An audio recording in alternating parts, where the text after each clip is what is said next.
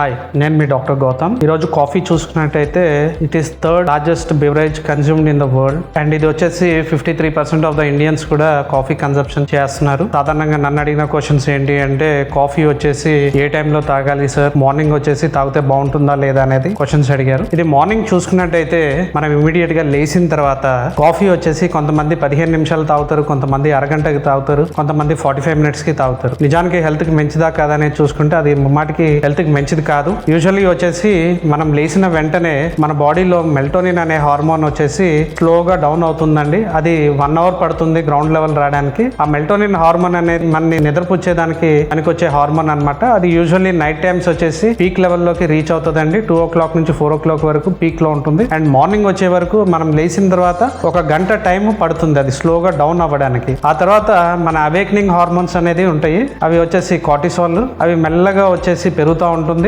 ఒక 45 minutes అది peak కి రీచ్ అవుతుంది అండ్ 1 hour తర్వాత అది నార్మల్ లెవెల్ కి వచ్చేస్తుంది. సో ఈ టైంలో కాఫీ కన్సంప్షన్ అనేది అది మంచిది కాదు. ఎందుకంటే కన్స్యూమ్ చేసినట్టయితే ఈ హార్మోనల్ డిస్టర్బెన్సెస్ వస్తాయండి. కార్టిసాల్ లెవెల్స్ వచ్చేసి మళ్ళీ పైకి వచ్చేస్తుంది అనమాట. సో మనం న్యాచురల్ గా బాడీలో ప్రొడ్యూస్ అయ్యే హార్మోన్ సైకిల్స్ ని మనమే డిస్టర్బ్ చేస్తున్నట్టు లెక్క అవుతుంది. సో మనం ఏంటి గుర్తుపెట్టుకోవాలి అంటే లేచిన వెంటనే వాటర్ తాగాలి. వాటర్ వచ్చేసి మీ ఓపెనింగ్ బ్యాట్స్మెన్ అవుతారు అండ్ 1 hour తర్వాత మీరు తీసుకునే కాఫీ వచ్చేసి 1 down బ్యాట్స్మెన్ అవుతారు. సో ఆ పద్ధతిగా మరి ఫాలో అయినట్టయితే హెల్త్ కి చాలా మంచిగా ఉంటుంది.